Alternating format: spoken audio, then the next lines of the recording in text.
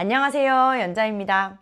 오늘 제가 이야기 나눠볼 책은 클레르 마랭의 제자리에 있다는 것입니다. 이 책은 산다는 것은 자리 옮김의 연속이다 라는 작가 조르주 페렉의 말을 전제로 자리에 대해서 고찰하고 탐구한 과정을 담은 책입니다. 책은 짧게는 2쪽, 길게는 10쪽의 분량으로 된 짧은 글들이 35편 이어지는 구성으로 되어 있어요. 다르게 말하면 작가가 이 자리라는 것에 대해서 35개의 다른 이야기를 한다고 볼 수 있겠죠. 이 자리에 대해서 할 얘기가 뭐가 그렇게 많겠냐마는 작가는 이 자리에 대해서 씹고 뜯고 맛보고 즐깁니다. 책의 첫 번째 챕터인 제자리라는 문제에서부터 출발해서 자리를 옮기는 사람과 자리를 유지하는 사람, 그곳에 머무는 사람의 차이에 대해서 이야기를 하기도 하고, 또 우리가 자리를 옮기는 여러 방식들을 소개하기도 합니다.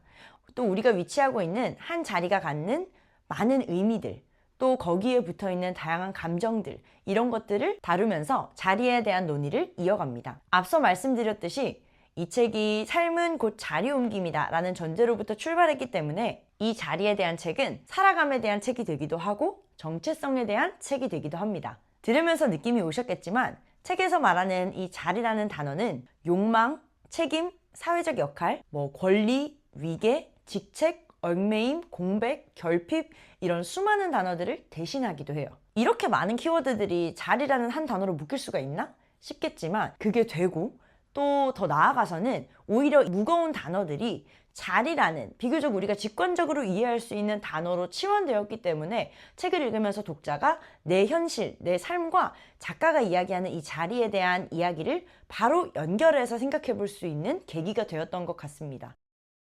많은 분들이 그렇듯이 저도 여기가 내 자리가 맞나? 라는 고민을 하면서 헤매는 시간이 꽤 길게 있었어요. 나는 여기 있을 사람이 아니야. 내가 여기 있을 사람이 아닌데. 또는 내가 여기 있어도 되나? 라는 위축되는 그런 마음. 이 많은 자리 중에 내 자리가 없다고? 이런 황당함과 당혹스러움.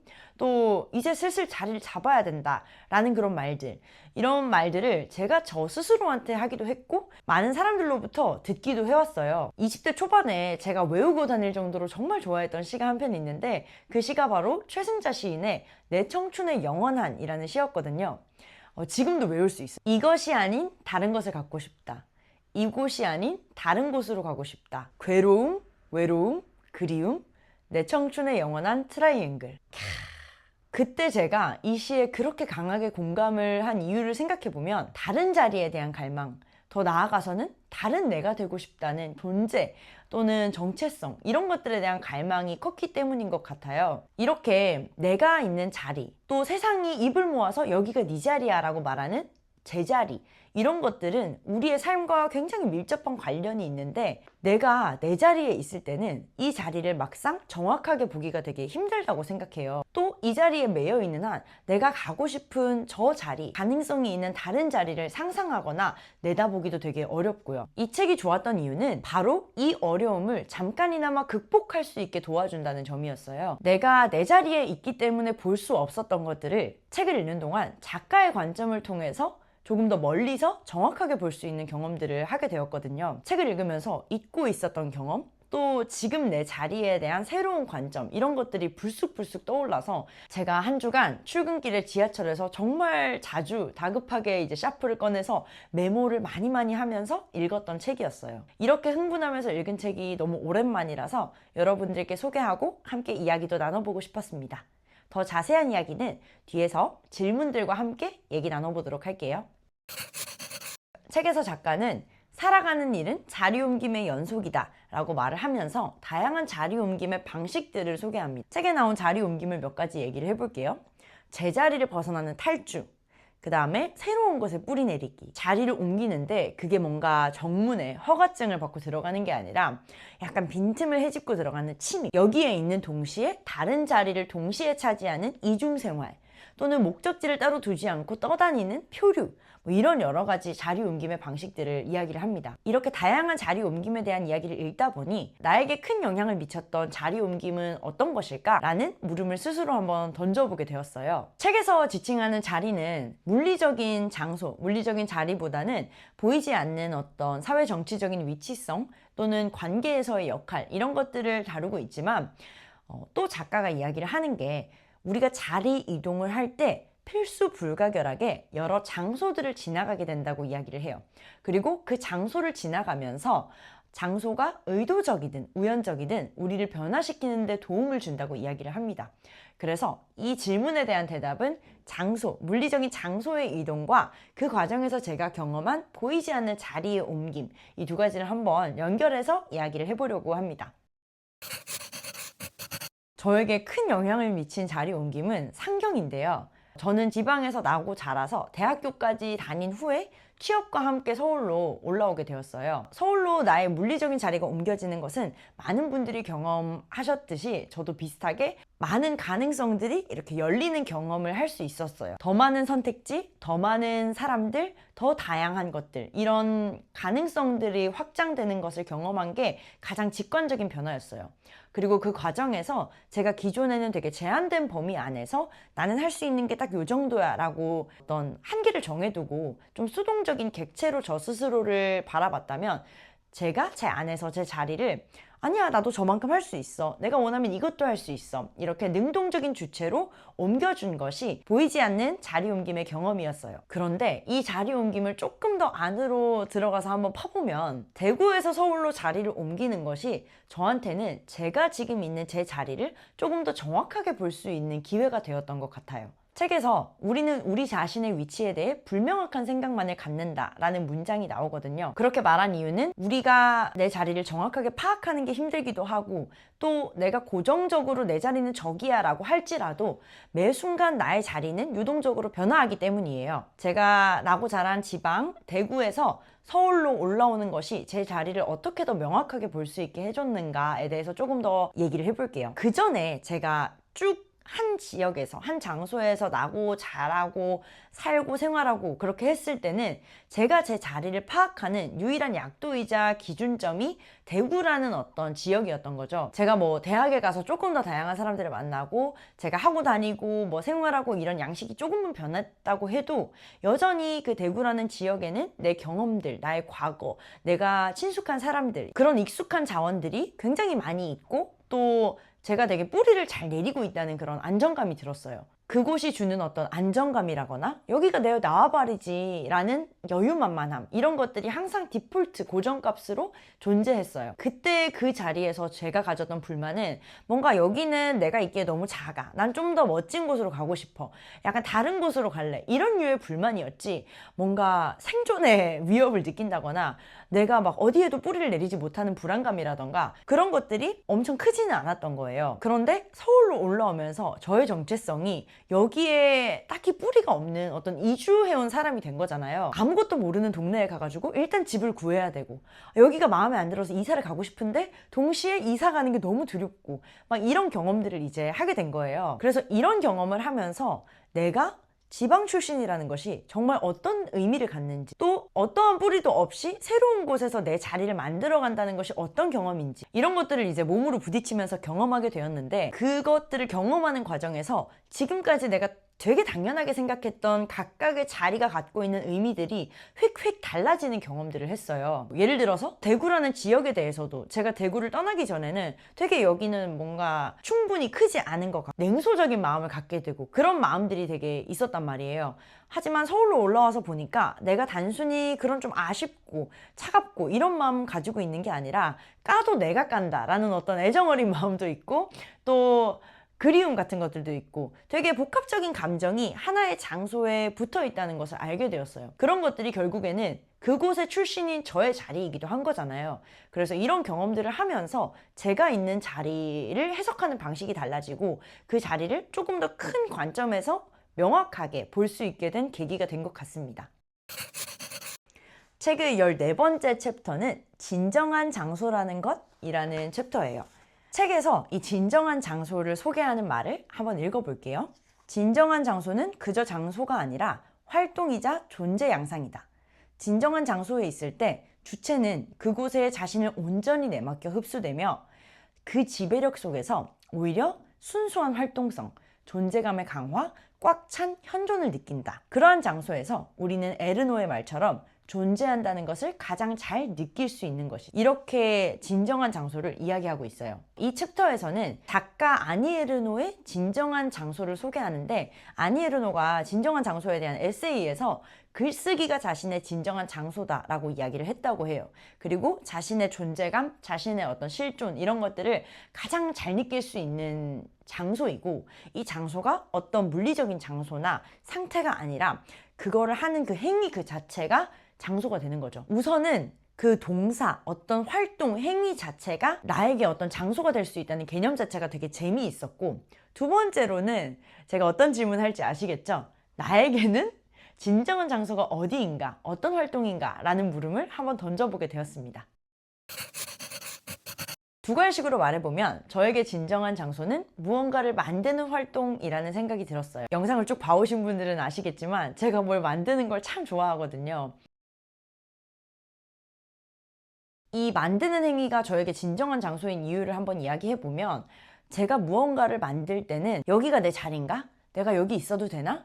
이런 조건이나 허락에 대한 의심이 싹 걷어지고 굉장한 자신감이 충전이 되거든요.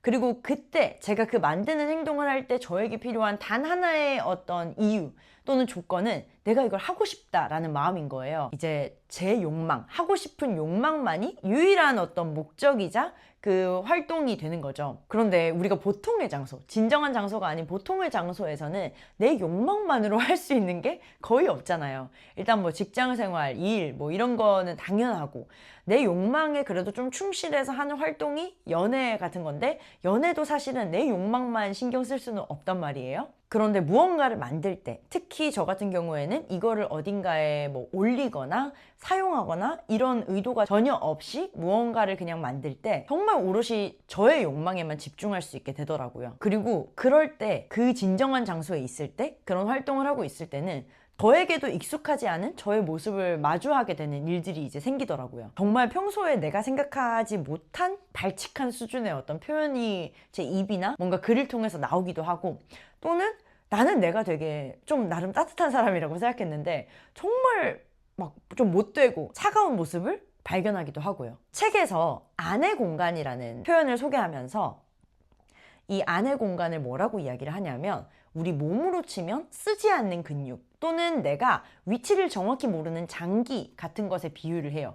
그래서 우리의 어떤 내면 안에서 나의 의식이 차지하지 못한, 또 아직 해석해내지 못한 그런 미개척의 백색 지대를 아내 공간이라고 이야기를 하거든요. 이 표현을 빌려서 진정한 장소에서의 제 경험을 한번 정리해보면, 저는 만드는 활동을 통해 진정한 장소에 머물 때마다 이 아내 공간이 조금 더 채워지고 넓어지는 그런 경험을 하는 것 같아요. 제 존재가 조금 더 확장되는 느낌인데, 이게 뭔가 자의식이 커지고 나 이런 사람이야, 이렇게 나는 엄청 큰 사람이야, 이렇게 된다기보다 제가 미처 해석하지 못했던 제 안의 공간을 진정한 장소를 채우면서 이제 제 눈에는 보이지 않는 어떤 형태로 존재하던 백색 지대가 저에게 가시화되고, 그럼으로써 제가 스스로를 이해할 수 있는 범위가 더 확장되는 거죠. 그리고 제가 저 스스로를 뭔가 이해할 수 있는 범위가 확장된다는 거는 저한테는 곧 내가 세상과 맞닿을 수 있는 이 표면적도 더 넓어지고 확장되는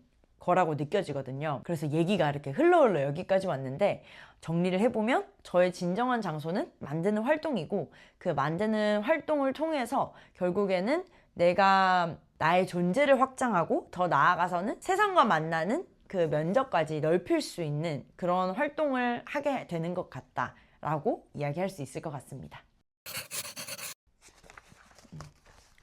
책의 31번째 챕터의 제목은 철새들인데요. 이 챕터에서는 작가 조르주 페렉이 라디오 방송에서 죽기 전에 꼭 해봐야 될 활동 중 하나로 파리의 호텔에서 살기를 얘기했다는 것으로부터 출발합니다. 이 호텔에서 산다는 것이 갖는 의미에 좀 더 집중을 해가지고 자리에 대한 탐구를 하는데요. 작가는 호텔에서 지낸다는 것은 매일 아침 빈손으로 다시 시작한다는 새로운 사람이 되었다는 느낌을 주고, 익명성과 가벼움 속에서 자기만의 역사를 다시 쓸 수 있게 된다라고 이야기를 해요. 이렇게 가볍게 자리를 옮길 수 있는 것을 철새들에 비유하고 있어요. 조르주 페렉이 말한 호텔과 같은 곳을 작가는 중립적인 장소라고 이름을 붙이는데, 중립적인 장소는 우리가 특정한 이미지에서 벗어나거나 새로운 이미지를 취해서 자기 자신이 되는 것을 도와주는 장소라고 정의하고 있어요. 우리가 이제 우리의 일상이나 현실을 생각해보면 우리의 현실이 전개되는 장소에는 수많은 이해관계,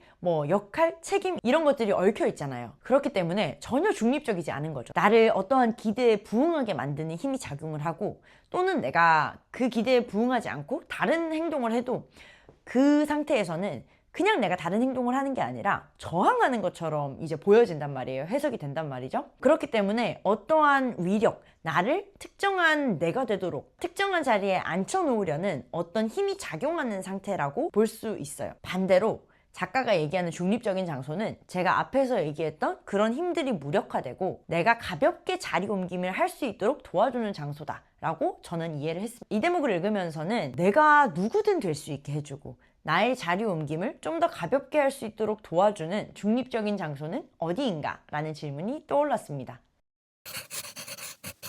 지금 저에게 그런 중립적인 장소가 어딘가 라고 생각을 해보면 저는 요가원인 것 같아요. 저도 모르고 살다가 이제 몇 년 전에 알게 되었는데 저의 기본적인 상태가 열심이더라고요. 항상 힘이 좀 많이 들어가 있는 상태고 뭔가 애쓰는 게 디폴트고 참는 것도 되게 잘하는 편이고, 근데 요가는 제가 그 열심을 하지 않는 거의 유일한 영역 중에 하나거든요. 일단은 제가 워낙 몸치라서 애초에 저의 몸의 어떤 능력치에 대한 기대가 전혀 없었고, 제가 요가를 시작하게 된 것도 몸을 잘 쓰고 싶고 뭔가 운동을 잘하고 싶다 이런 마음으로 시작을 한 게 아니었기 때문에 요가원에서는 이를 악물거나 뭔가 막 무리해서 저를 몰아붙이거나 그런 저의 모습이 사라지더라고요. 요가원에서는 다른 사람 신경 쓰지도 않고 아플 것 같으면 그냥 남들이 얼마나 열심히 하던 간에 나는 아기 자세 이런 거 하면서 그냥 쉬게 되고, 또 무리해서 무릎을 막 펴려고 노력하지 않고 그냥 무릎을 잔뜩 굽혀가지고 할 수 있는 동작만큼만 하고, 그렇게 하다 보니까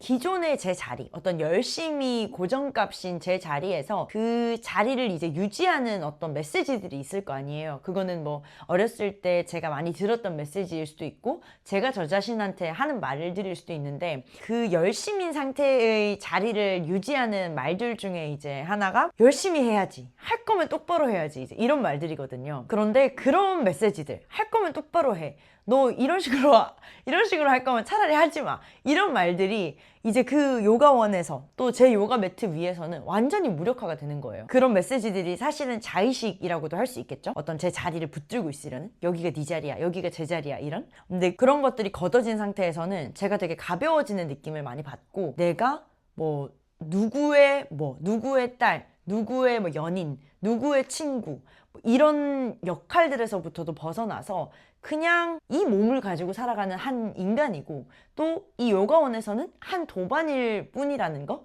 그렇게 스스로를 인식하게 되는 관점을 얻게 되는 게 저한테는 되게 중립적인 장소라는 느낌이 들고 아직까지 즐겁게 요가를 하게 되는 이유인 것 같아요.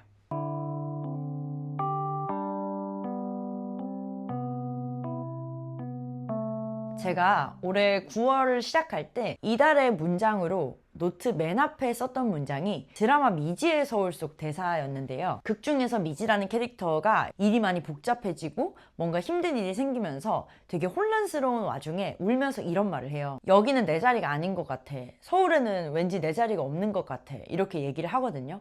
그때 이제 미지의 상대 역인 호수라는 캐릭터가 이렇게 말을 해줘요.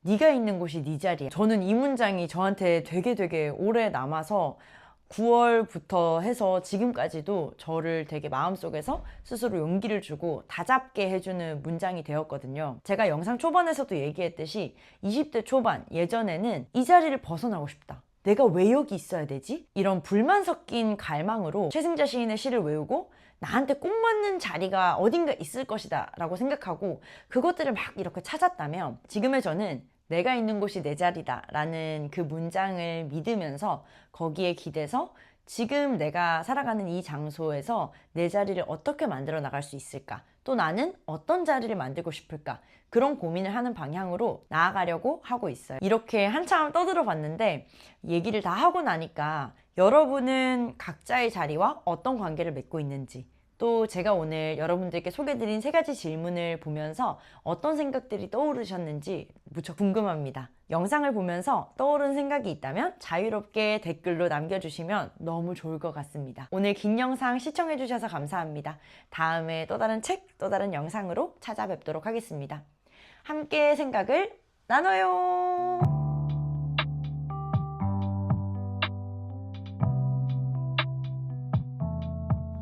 이 책은 미치겠네.